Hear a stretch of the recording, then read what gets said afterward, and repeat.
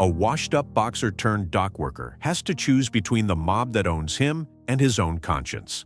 On the Waterfront, 1954, won 8 Oscars and gave Marlon Brando the role of his life. Brando plays the conflicted longshoreman, Terry Malloy.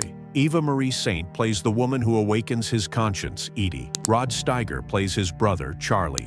Lee J. Cobb plays the mob boss, Johnny Friendly. Elia Kazan directed it. Terry drifts along the docks, a fighter who threw away his shot, and the whole ending hides a secret confession from the men who made it, one most viewers never catch. Stay to the end to find out. 20 facts, counting down. Fact 20. The film's most praised scene happened by accident. Terry and Edie walked together in a park early in the film. Eva Marie Saint dropped her glove by mistake during a rehearsal. Brando picked it up and, instead of handing it back, pulled it onto his own hand while they talked. In the film, that small, strange gesture makes the whole scene.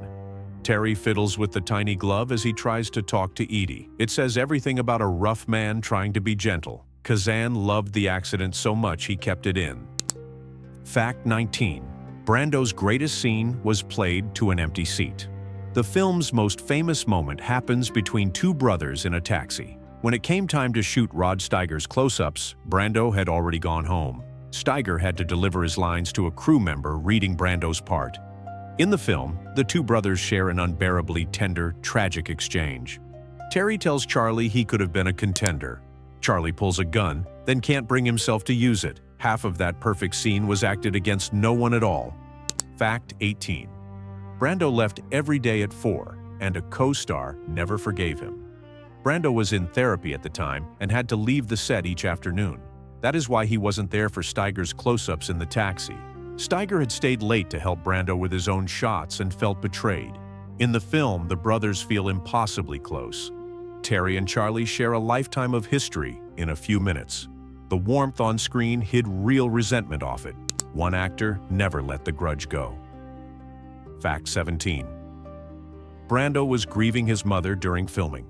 Brando's mother had recently died as he made the film. He was in therapy, working through a painful relationship with his parents. That raw grief followed him onto the set every day. In the film, Terry carries a deep, wordless sadness. He seems haunted by things he can't say out loud. Terry's vulnerability feels startlingly real. Some of it came straight from the actor's own loss. Fact 16. Brando thought he had failed and walked out of the screening. When Kazan showed Brando the finished film, Brando was crushed. He decided his performance was a disaster and left without a word. He was, in his own words, embarrassed for himself. In the film, of course, he is extraordinary. Terry moves from selfish drifter to reluctant hero. His work here is often called one of the greatest performances ever filmed. The actor was sure he had flopped in the role that defined him. Fact 15. Brando literally lost the Oscar he won.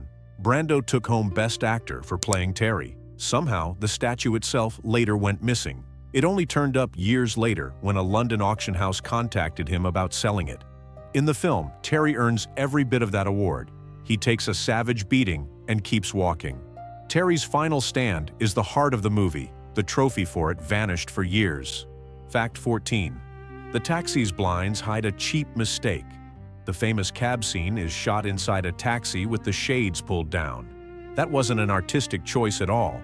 The producer had forgotten to pay for the equipment that would show a moving street outside, so they lowered the blinds to hide that the cab wasn't really going anywhere. In the film, the closed cab feels intimate and tense. Terry and Charlie are sealed together in a tiny space. The whole world shrinks to the back seat. A budget blunder created one of cinema's most famous rooms. Fact 13. Brando almost didn't read the script at all. When the producer first sent Brando the script, it came back with a no. But the producer had tucked tiny slips of paper between the pages. They were still in place, proving Brando had never even opened it. In the film, Terry seems born from the part. It's hard to imagine the role without him. Terry's every mumble and shrug feels inevitable. The performance of a lifetime almost went unread. Fact 12. Grace Kelly turned down the female lead.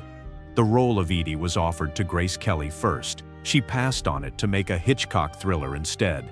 The part went to a newcomer named Eva Marie Saint.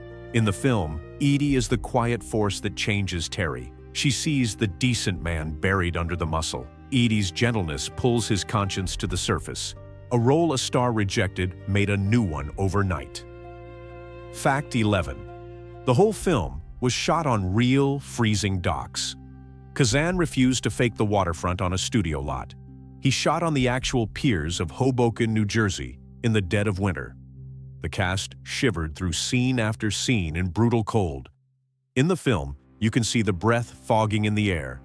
Terry works the icy docks with his collar turned up. The cold makes the whole world feel harsh and real. That misery is right there on screen. Fact 10. It won 8 Academy Awards, including Brando's first. The film swept the Oscars almost completely. It took 8 awards in all, among them Best Picture and Best Director. Brando finally won his first Best Actor trophy for it. In the film, the reason is on screen in every scene. Terry's slow awakening carries the whole story. He turns from the mob's tool into its enemy.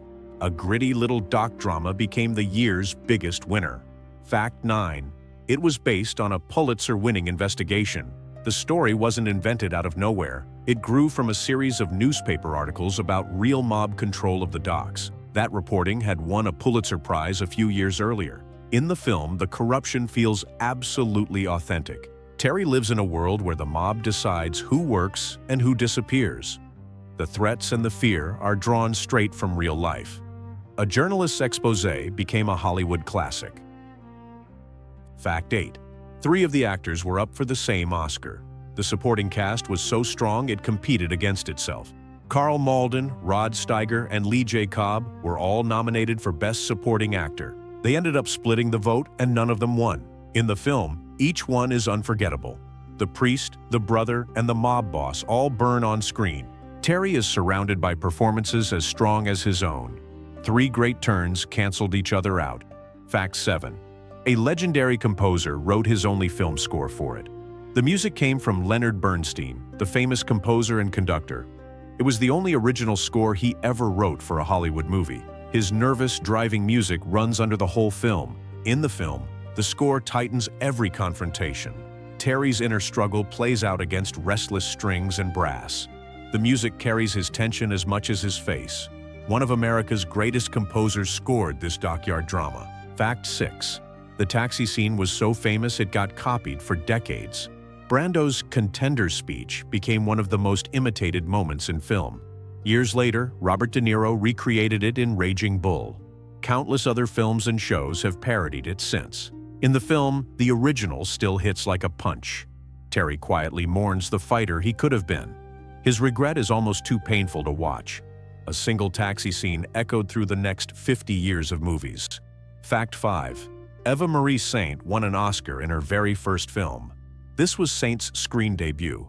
For playing Edie, she won Best Supporting Actress right out of the gate. Almost no one wins an Academy Award on their first try. In the film, Edie is the soul the story turns on. She stands up to the mob that killed her brother. Edie's courage gives Terry his own. A first-time actress walked away with an Oscar. Fact 4. Kazan made the film partly to answer his critics.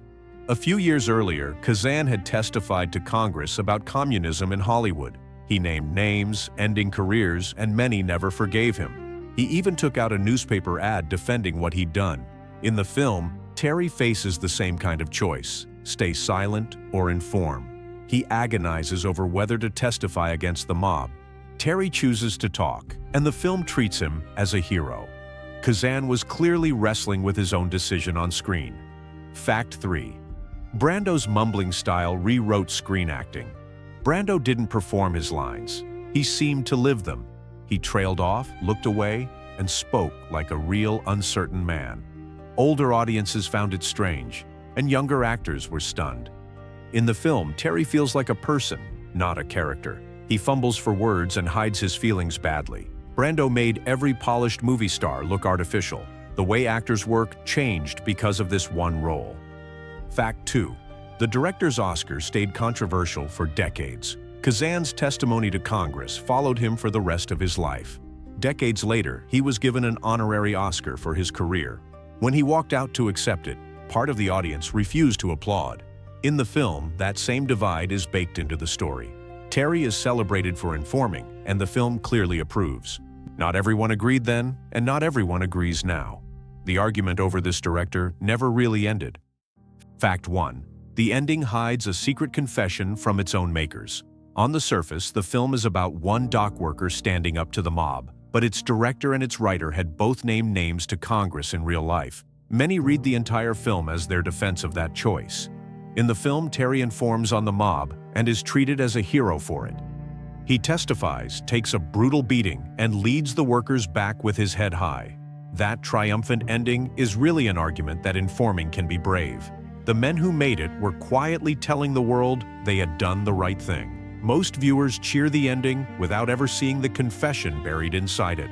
From a dropped glove to a cheap taxi and a hidden confession in its ending, On the Waterfront was far more personal than it ever let on. It gave Brando the role of his life and started an argument that lasted for decades. Subscribe for more secrets hiding inside the films you thought you knew.